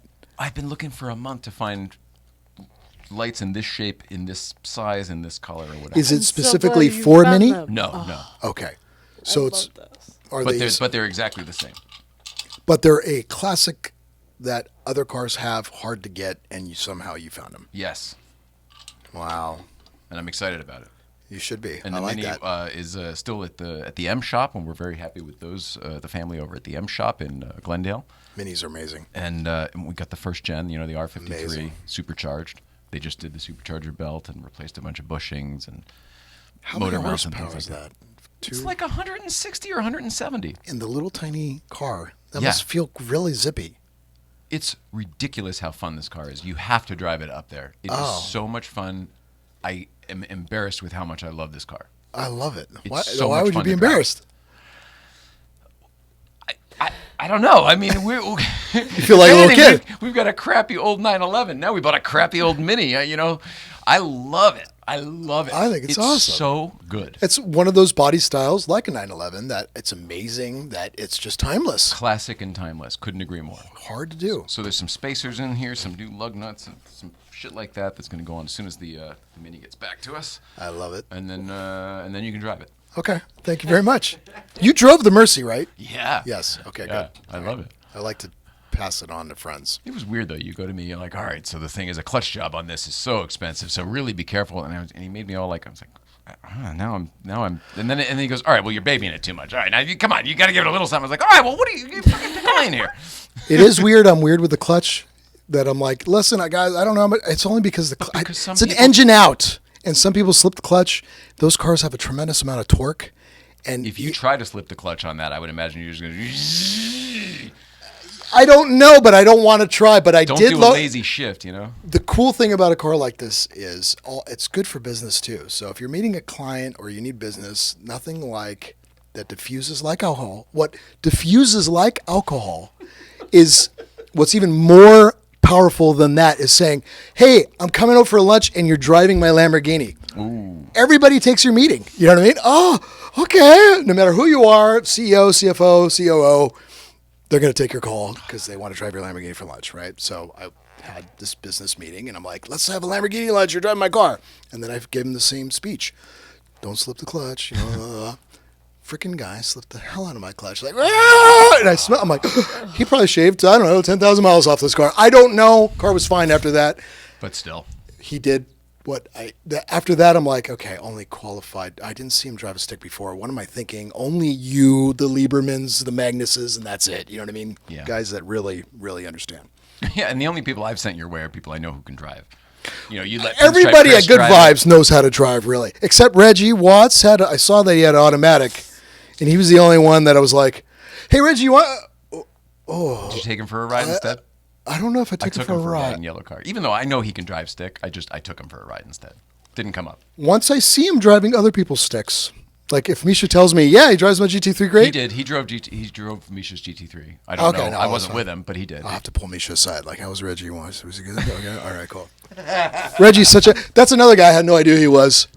Just loved him out. I loved him out of the gate. I'm like, who's this cool guy? Tell the story of the smoking tire, because you know Christian. We all know Christian James Hand. Yeah. Love Christian. Christian Hands. So I see that he's posting, he does this whole amazing analyze the stems of music, which is freaking awesome, right? And then I see that he's constantly going with these group of guys in cars. And I'm like, and I just got this Aston Martin. I'm like, hey, Christian, I see that you drive a lot. Oh, you were in the Vantage? You weren't even in the... First one was the Diablo at the Vantage. time. First one was the Vantage. Okay. Right after that was the Diablo SV, it. right? Vantage, and was Matt in the Vantage one? Matt might not have. Matt didn't make the one with the Vantage. So I ended up going, and there was, is it Zach? Who's Matt's? Zach was an NSX, somebody else, and I'm driving with Christian, and I'm like, oh, cool, we're in Malibu, that's fine. Still didn't get it. You know what I mean? Then there was a Malibu thing. I'm like, oh, well, they have the cars. Just still didn't, I didn't understand who I was driving with. I was telling Zach, yeah, I got this Vantage. It's such a great deal. It's so awesome. And he's looking at me like, this guy, what's up with this guy? And this guy doesn't know, now that I replay it, this guy actually doesn't know who I am. Yes. And he's a car guy. Weird. I could see that he's trying to process, this guy's acting different. What's going on here? Right. Let me assess this. Second time I show up with a Diablo SV, we meet, early in the morning with Christian. Matt brings the 328, and Zach brings some other car. And right away, Matt like posts being Ferrari, in the not gas station. BMW. The Ferrari 328. Yes. His Did I black say? Ferrari. Yeah. No, you said it. Yeah. I'm Oh, just right. for He has a BMW. listeners, Yes. yes. The black 328. And then we go on a drive. And did I ever tell you a story about the whole tire thing? Go ahead. So remember, I grew up in Tonga. I'm driving on the side of hillsides and Peugeots. I'm drifting vans. I'm drifting Alphas. Tires, like I don't freak out on the date codes of tires. Okay, just don't. For some reason, when I got this Diablo SV, I heard the tires are 10 years old. I didn't know they were 20 years old. I just in my mind I processed 10 years old, right? So 10 years is already too old for FYI. Correct, and now I pay attention to date No. codes. Yeah. Believe me, but for anyone else playing along. Yes. I'm just saying. I was, just what is that? Ignorance is bliss. At least at the 10-year mark, you're like, I'll get to it when I get to it. I don't know. I just got a Diablo SV, but you're right. But I just got this car. I'm like, I'm going on a drive. So we hit Malibu, and then we hit Encino, and I'm with Matt. Maybe Matt was. Oh, you know what Matt was in? He was in that Porsche with the big dot on the side of it. That's what it was. Not the 328 came later. Wasn't there? There was a special Porsche with a huge dot. Was it maroon in color? Maybe like just a big sticker on the door. There was a period where and Christian loved that car. It was a Targa. It was the yes Targa with the Heritage Pack and the white stripes on the thing. Yes, yeah. Extremely fast car. Now that I think about the speeds that we're doing, it was that car that he was in, right? Yes. 328 came later and after I knew him. Anyways, he's in Encino and he's hitting, boom, 130 miles an hour. So I'm behind him. But before at the gas station, he pointed out to my tires, dude, those tires are old. And I'm thinking, I know, 10 years, whatever. Big deal, guy, 10 years. Yeah, take it easy. Okay, whatever. I didn't know it was Matt. And he's like, oh, Paul Walker died. I'm like, this guy's really tripping on tires. Okay, well, it's fine. I follow him. He hits Encino at 130. I hit the Diablo SV at 130, and I'm right behind him. Christian's telling me the whole time, Matt's like, I hope this guy doesn't die. This poor guy is going to die. He doesn't. Oh my God, this guy has he's constantly talking about me. Matt has the information of the real date codes now. Correct. He's seen it. I He's don't. Like, this guy's got to be Yes. careful, but you. I'm driving 10-year-old tires in my head. The truth is 20, and he's absolutely right. Thank God I didn't die and the tires didn't blow up. And then after when I found out, oh, they're 20 years old. Even me knows I lived. Now, I hope to God my wife doesn't watch this episode, but Maybe you heat cycled them, and maybe that put a little life back into them. maybe.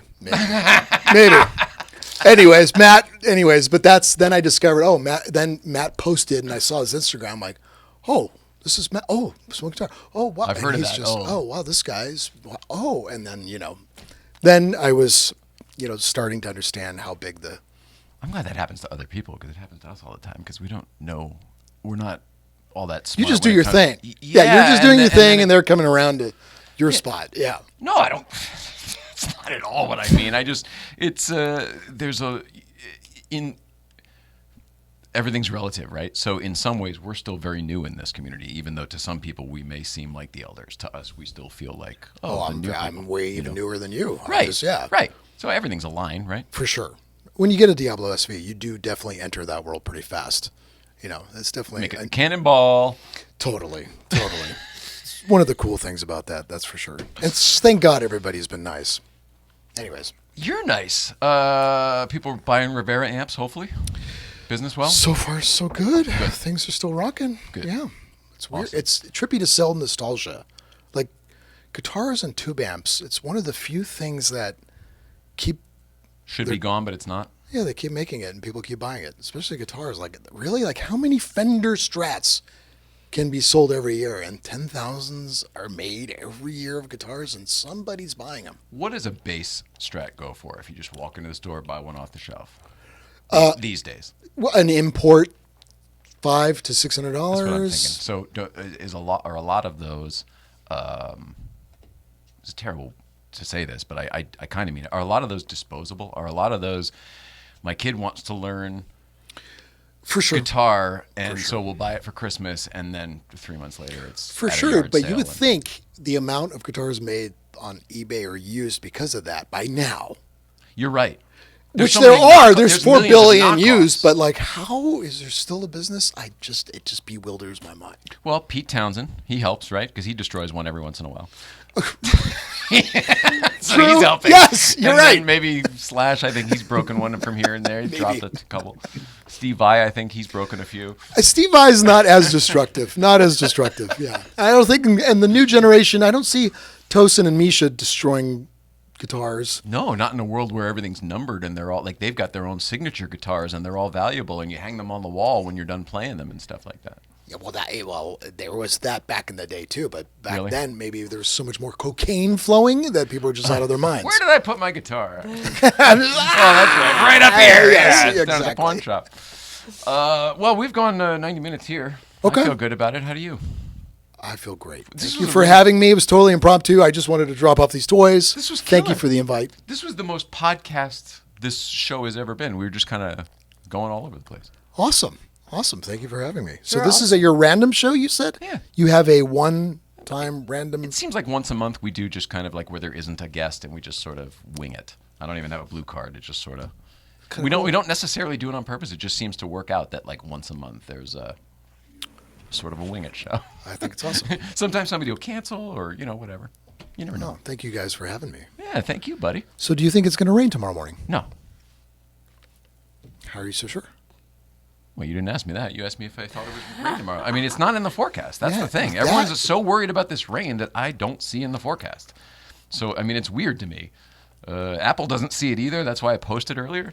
But everyone's worried about it. I don't know where it's coming from. I don't know either. Am I sucked up in that too? You I were don't so know. convincing. You're like, Look at all no. this. There is no precipitation on the forecast for Universal Studios Hollywood, for Valermo, where the thing is.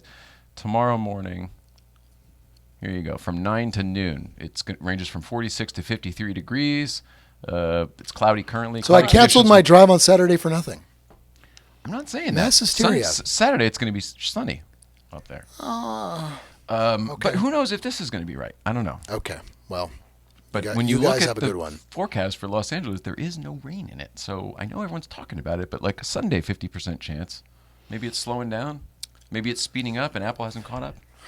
I don't know. I do know that these things tend to work out, and I don't worry about them, and then they just sort of work out. So I'm sure it I don't probably worry about will rain, be. and then it won't. It's true. Okay. Well, then Also, I like will that. say this. It might be raining at the base. It won't be at the top, I don't think.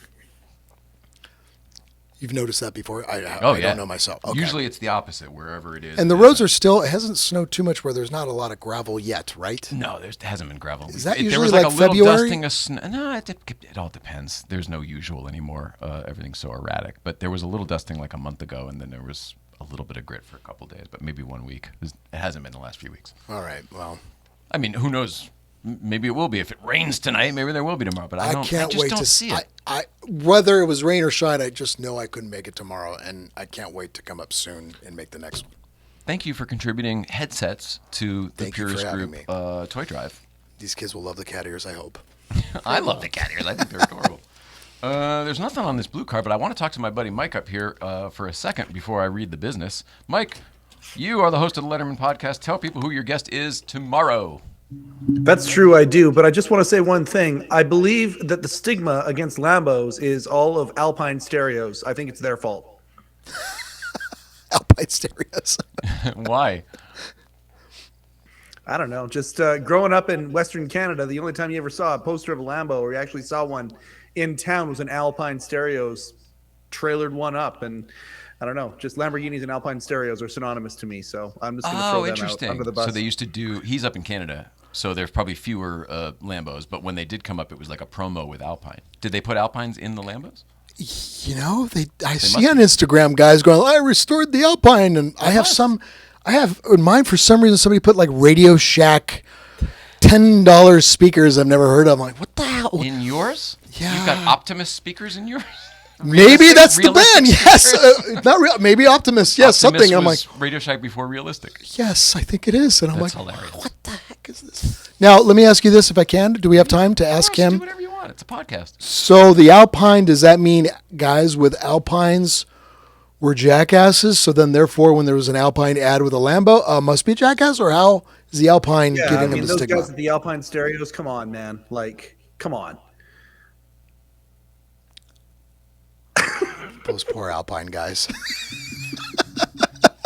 I'm surprised to learn that Alpine is still making radios. I had no idea that that was still a business. I doubt it. They're not doing very well, I'm sure. Okay. I don't know. I was just saying that to say that. But what I do know is that every kid I knew had a poster of either a 911 or a Lamborghini Countach on their wall growing up. Yep. For me sure. too. Same Yeah. here. I mean, it was like there was either girls or like a rock poster or a car poster, Yeah.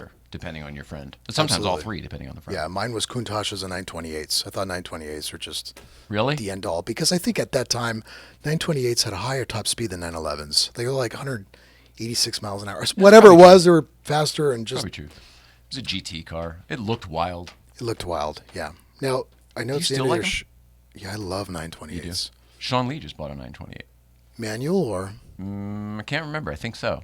yeah, they And went up it's, like crazy. Yeah, they did. And it's whatever that one, the one you want, the GTS or whatever the. Yeah, there's like a S4 or S. I feel like there was an S4. S4 and then GTS, Later there was a GTS Some- and it had that bar across the back, the light bar, which or is the reflector bar. sexiest version to me. Yes. Me too. And the little spoiler, like a 968 little lip. Yes, Hoop and the spoiler interiors are awesome. Like I gotta have that in my life one day. Now's probably the time to do that one. When they're Why not you think too they're about much. to blow even more, or I- do you think things are gonna get soft? No, I think everything will keep going. Any of these, nothing is going to soften in the Porsche. Or It doesn't seem like it's softening, so you're not- probably right. It's Like not going to. The division of wealth is getting wider, and the people who have the money are going to continue to buy them. The bubble's just going to keep on going. That's what I see anyway. It hasn't changed. it hasn't changed, which is true. It does this, but overall, it's still climbing. Right. There's no reason a 911 SC 7911 is going to be 35 grand again. Do you- It's impossible. It's Correct. just And like in why fact- would that happen? Perfect way for me to bring it up. Do you follow Derek Whitaker on Instagram? I do. Perfect, because when Chris Jacobs was here the other day, even he agreed he's the guy to follow who he's got his finger Measuring on the pulse. it, He's got yes. his finger on the pulse of what Porsche at least is doing. He's posting shit over, like the rare cars are like $250,000 now, but a regular stupid SC is $100 grand. I mean, a 964 is $100 grand. Right. Right. Yeah. Now I just saw. I can't believe 964 turbo 3.6s are 1.1. Want to bring a trailer was 800. Right. That's With gonna- high mileage. That's And it going was to like, keep on going. You're talking about the the Bad Boys car, right? Yes. That's going to keep on going.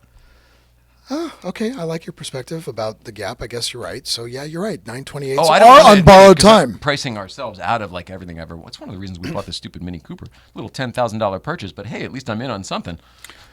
What's a 928 manual now? Average price 50, 80, I was thinking 40. You're What? in the pocket. I was thinking same thing, 40 to 70. So they haven't blown over the 100. It seems No. like once these cars start going over 100, It's not getting coming- 120, 170 is It's not you know, coming back. Because then they've paid too much that will then be in a collection, Right. it'll be Once in it a hits museum, and 6 that's where we're digits. going to start losing cars again. You remember, Yeah. like we've been in the I can't believe we're the long podcast tonight, folks. Sorry, guys. You can kick me out anytime. we- I'm out of here. No, we've entered a place where the barn finds and this car and we found this car and whatever. We're at a place now where I think they'll all start going away again. They've all been restored. They've all been driven. The people have enjoyed them. Now it's going to be the kids, nest egg or something like that. Okay. That's what I see. I will end with, I got to say, the Aston Vantages are still deals. They're still under 50 grand. And they're, almost 400 horsepower. They have all the sounds, and it's a aluminum bonded chassis, 4 pistons, some 6 piston calibers, leather up the ass. I mean, for under 50 grand, it is a phenomenal, reliable, if it's a manual car. I'm shocked. If it's a manual. Yeah. Everything you just said, I agree with. Yeah. That's on borrowed time, I think. You left out one thing that I think is important. It's It's British? one of the it's one of the best looking cars ever designed. It's a timeless design, like Ever, the Mini, ever like made. the 911, Correct. like the 928 to me, yeah. But that first generation Vantage to me is not first generation, but whatever that. Yeah, Henry generation Fisker was. designed. Again, Henry Fisker designed. Where are you getting a car like that for under 50 grand? I mean, I think just Aston Martin is just not thought of because you're like your friend says, it's just that wasn't the poster. But it's it's- only the movie. But they're right. The people who think that way are right. It just so happens that this one is the Ford Aston Martin. You know what I mean? There's a You little think that's bit what it of- is, the stigma Ford? I do, and I wish Will were here to explain Well, this because- the way he did the other day. Ford walked into this factory where they used to build the old ones, and there was just people whacking around with hammers on these things, and then they came in and they were like, right, so we're going to tighten up this ship a little bit, show you guys how to make things well and duplicate each one and whatever. And that's how they got a good car with a killer fucking chassis. The chassis on that car is killer. Chassis is phenomenal. With You can the tweak with your those cars and Michelin, make them race cars. well, with the Michelin P4s like you just posted. My God, that transcended that car in a whole different category. Just The thing is it as good as it looks like it should be? And that's what the Top Gear guys and what everybody always comes down to. And I think it's why they're still where they are. I think from a driver's perspective, as fun as it is, as nice as it is, it doesn't really, it's better looking than it drives still to me. And I think that might be the people's hang up. it looks like it should feel like it has 50 more horsepower. It's like 380 foot-pounds of torque, 385, something like that. Yeah. You have to work for it. You do. It's a little heavy steering, which I love personally. Heavy Yeah, I clutch, like that which I too. love too, and I love a heavy manual too. I like that too. And maybe it's just not for everybody. You could I think it's not for everybody. I think that's it. I love that car too. Will Raiden Motors has one. you drove it, right? Not yours, no. You I'd drove like to- You drove Will's. Yeah, I And think so. I've How driven is them the- And you before. drove an AMG GT, which has the I have. 4.7. And how was that car? The AMG GT. Great, The Aston Martin AMG but I GT. like the manual one that you drove, right? Oh, see, that's funny. The Aston Martin was the F1 edition Vantage, but it has that AMG. It has that. Automatic Mercedes. automatic. That's Yeah. not Aston Martin. No, I Oh, agree. okay. So you didn't drive that AMG GT that hits Good Vibes Crest once in a while. Good Vibes. Oh, you mean no with the yellow, the Yes. GT? No, I would love to. Okay. That one is. You know that guy? Yes, not Okay. well, but I mean he's up. He comes up there. Okay. Yeah. That thing is sick. That should be the one. What Anyway. did you call that? I think it's the AM. It's the AM Aston Martin GT. It's just the GT. It's the V8 GT. You said it all right. In my head, I heard AMG GT. Oh yeah, no, which AM GT is the new modern. And, Yeah, and yeah. it shares the platform with the Aston Martin. So I screwed up. That's not Sorry, the that's car why I started enthusiast talking car. about that car. Yeah. Okay, well, that's not the car enthusiast car. But you're right. And if that car is as good as they say it is, making your car into that car is possible. In which case, you can make it awesome. For sure, but a lot of people don't know. And then, okay, I promise I'll end with this. But I'm not trying to sell my car, but that engine was hand built, and it's an entirely different engine. They think Ford Jaguar actually shared no parts whatsoever. Oh, wow. It was hand built in the Cologne factory right along next to Mercedes. And they shipped the engines to the UK, and the UK put it in. The only Ford commonality are some of the electronics, actually, which made the electronics supposedly reliable, even though for whatever reason, only when I go to the top of the crest, my reverse lights come on. That's hilarious. Only up there, nowhere else. Hilarious. Just once in a while, just bing, bing, bing. It's like, what the fuck is going on? Frick. I agree with you with the who's, where's, and how's and who's, but it sounds like Ford actually was a little bit more influential in changing how No that question. factory Well ran, managed, how absolutely. they Nobody were could drink literally beer in the doing job. things. No Yeah. question. Yes. I'm not saying it made it better, but supposedly that was a deciding factor in the change. Yeah, no, absolutely. I can see that. Okay. No. I love you, buddy. I think you're so too, awesome. brother. I love the whole Love you, family. Nicole. Thank you, guys. Any events to plug? Not right now. You built a sound system that we'll be talking about in a future episode, shall we? Because I'm Yes, really excited sounds to good. hear more about that. Yes, next time, for sure. Forgive the pun. All right. Man makes speakers for a living. Mike, who's on the podcast tomorrow? Letterman podcast. Lee Ellenberg Part 1 comes out tomorrow. Outstanding. Congratulations on that. Everything going well for you in the show? Everything's going great. Yeah, lots of good stuff. We actually just shot our Christmas episode as well. That's going to be a lot of fun. Where we have a piece of footage that we had to actually go to Worldwide Pants and get permission to show in the podcast. And we got that permission. And You got it we're cleared? very excited about that. Your first clearance. Congratulations. We got a clearance, baby. That's wonderful. That's cool. Yeah, that makes it real. Absolutely. So, yeah, lots of fun. I'm spellbound by tonight's conversation. This has been great. And it does Really? feel like a podcast. You're right. Well, I'm happy to hear that. I'm happy that you've enjoyed our guest here, our not a guest. You've been a great not a guest. You've been one of our best not a guests we've ever had. Did I Paul even Rivera, not a say guest. anything of substance? I don't even, like, we all just kind of did. rolled. Yeah, Okay. you hate Huracan drivers. That's all I heard, right? And that's what it was, and had a personal vendetta against them. Brought it up several times. Let's see. Our buddy Adam Farah is out on the road again. He is all over the place. Go to adamfarah.com and check out his schedule. He's doing remember it was Jersey, and then he's going down to Florida. He's all over the place. Check it out. Yeah. Byron Bowers will be here soon. He's doing tons of podcasts. I saw him on Greg Fitzsimmons. And whatever, he's doing a bunch of them. Check him out. Magnus Walker's Urban Outlaw 10 exhibit is at the Peterson now through January. It's worth it. Go check it out, even if you've seen these cars before. He's got a whole display. It's a whole story. It's a retrospective, and it really is. So go check that out.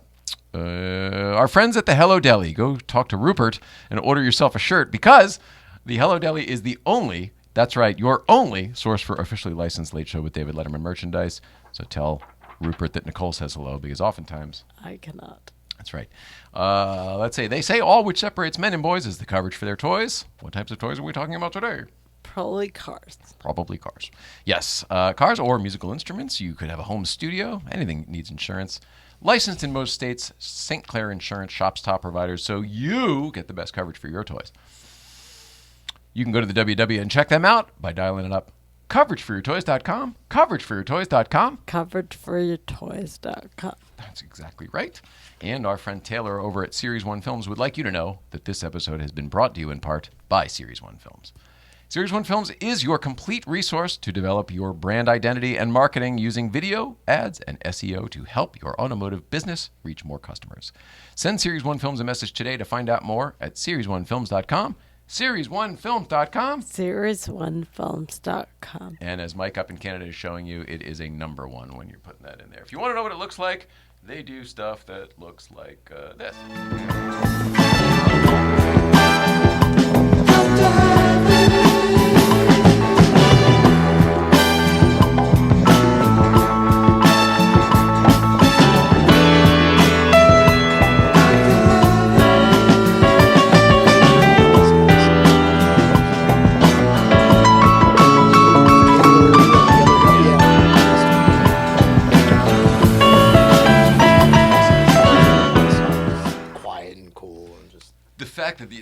That can't be a gimmick. I love that. That's legit. I love it. Up there. Exactly. Oh, sorry, Mike. Hi, we're back. Having a grand old time over here. Okay, so that's it. We did all the stuff. Tomorrow is the GVBC pop-up toy drive Purist Group. Some of us will not be there, but you're sending kitty ear headphones in place of your personal attendance. Would you bring your car out in the rain anyway, even if you could make it? The Lambo? Yeah. All day. You've been up there in inclement weather, right? Yeah. Yeah, I've been there even when there was a little too much Grit? asphalt. Yeah. I'm like, oh my God, did I do that? But at the same time, it's like, well, you know what? I already scratched it, so now it gives me more permission to drive it. There you go. Kinda. Yeah. First ding, sort of. Yeah. So that's where we'll be tomorrow. Oh, you know what? Here's something. Nobody expected this.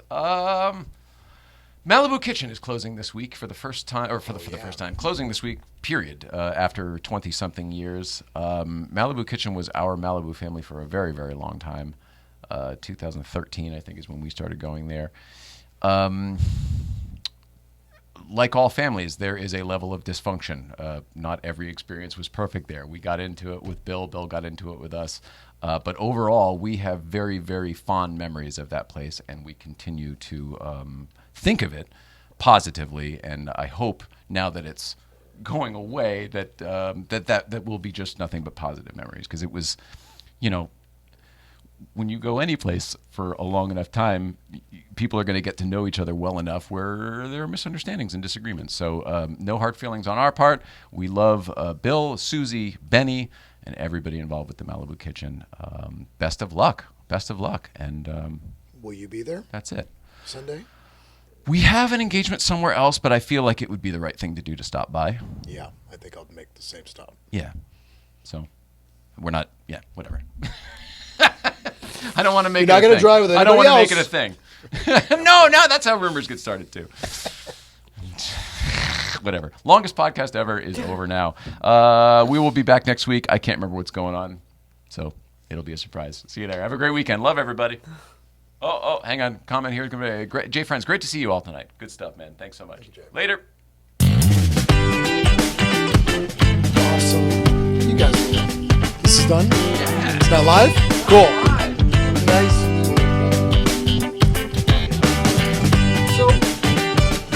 Joel, do you guys, off the record, like, has this been? What are the words? Is this?